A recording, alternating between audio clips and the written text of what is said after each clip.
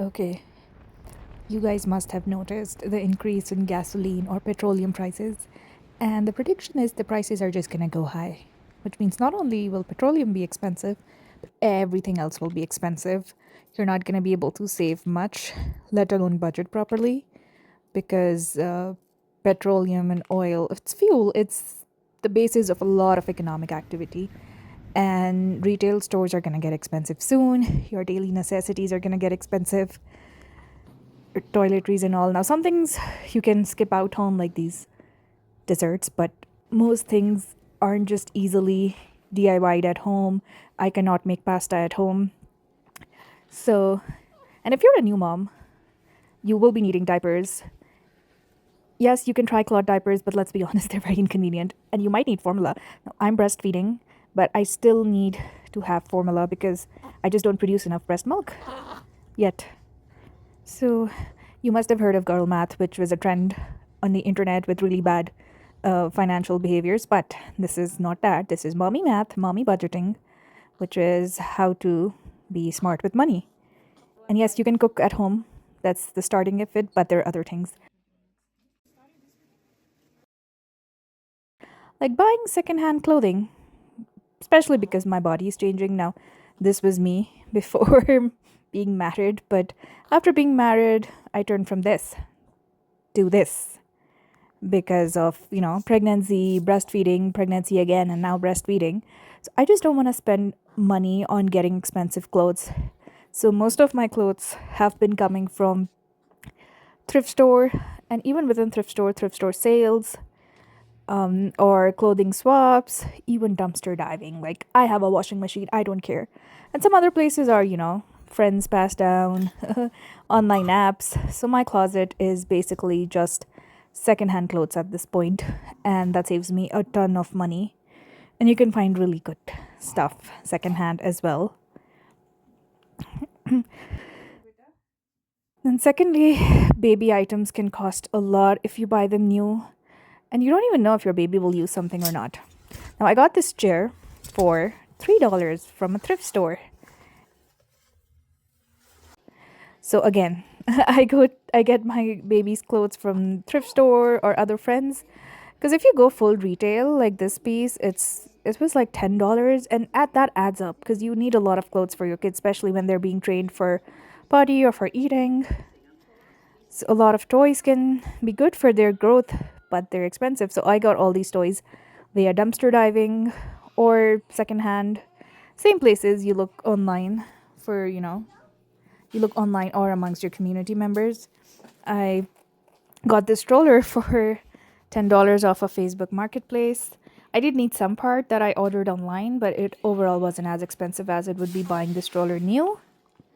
The only thing that is recommended not to get secondhand or car seats.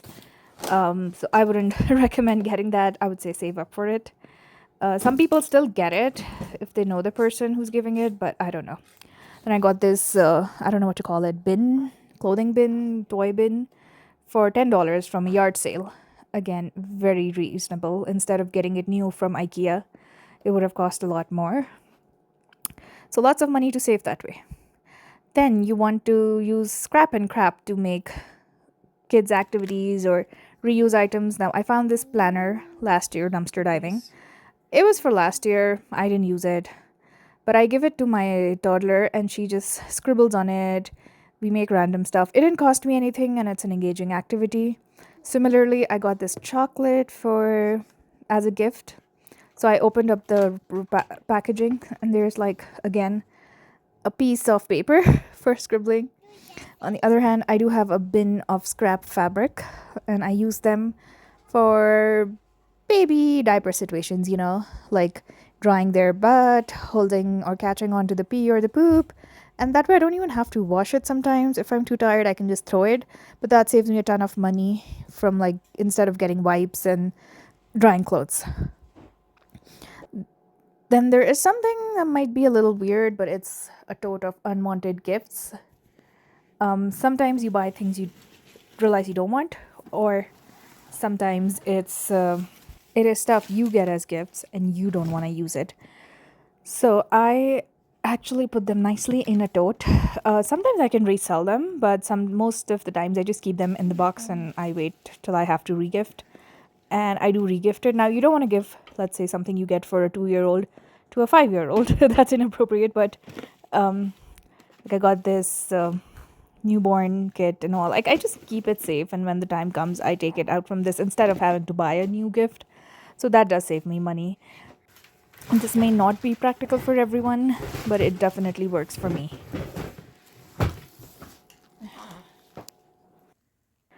Then, awkward free activities around us. This is just sometimes you have to look around you and figure out if you can do a free activity. Now, this is a apple tree outside the public library where I live. So I went into the library and I asked them if it's okay if I get like 2 or 3 apples from it with my kid, and she said yes. Now, I'm not taking it with the intention of eating it because I don't know. I guess I can get apples from the store. But it was like a full 1 hour activity. I was telling my daughter about the tree, the leaves, the apple, and then I brought a stick with me and then I tried to get an apple. So she enjoyed it. I enjoyed it. It didn't cost us anything. And we got like 3 tiny apples. Pick it up. Pick up the apple. Oh, God. There's one more coming. Again, you can do it with other types of activities, but always take permission if you're not sure. And that also brings us to free public spaces. Now, this is a walking track near my house. We all need to be exercising or walking at least. This is, if the weather is good, then this is a really nice place for me to go. They also have a grass patch in between. And usually, most cities in America do have public parks. And sometimes you even have indoor facilities if the weather is bad, but indoor facilities usually require some sort of membership. But that saves a lot of money if you have such open spaces. And one of the best public spaces is the good old library, because they are almost every city in the US has a public library, which are free to the residents of the city or the county. You don't have to pay anything, you can just borrow a ton of books. You have play areas for children, so it's a really good activity to take the children to.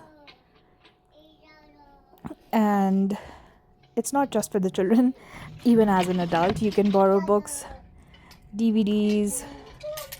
I mean, I get for that you do need something to play the DVD on, and magazines. They even have seed library, so you can get seeds from the library for free to start gardening.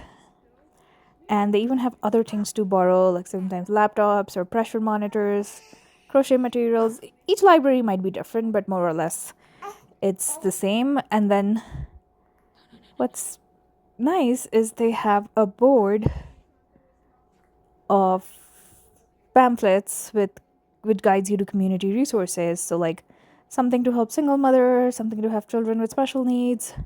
So overall, a really good place to save money. So one thing that's not known to a lot of people is that surplus stores exist where you have large land grant universities. So like really big public universities would have surplus stores where they send all the surplus stuff from the university departments, something like this. So it's like you're not gonna get things that are aesthetically pleasing, but you can get things for cheap. You do have to arrange for your own transport usually, but these sofas usually are around $25, and with kids you don't want to go more. You don't want to get expensive stuff. And then you also get monitors, electronics, mostly like computer stuff for really cheap. So definitely check it out if you live in a city with a big university, usually public universities. So actually important. It is about choosing a better bank or a credit union.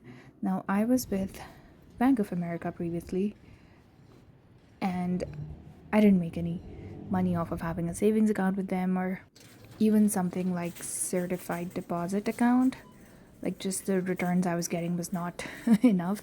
So I switched to a credit union, and I have been getting much better dividends based on the money that I've put in the bank.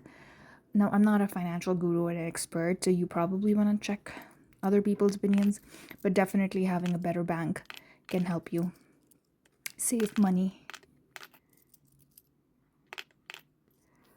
And similarly, now there are a lot of cashback apps, but you want to be cautious using them. Now, I use this one, which is Fetch.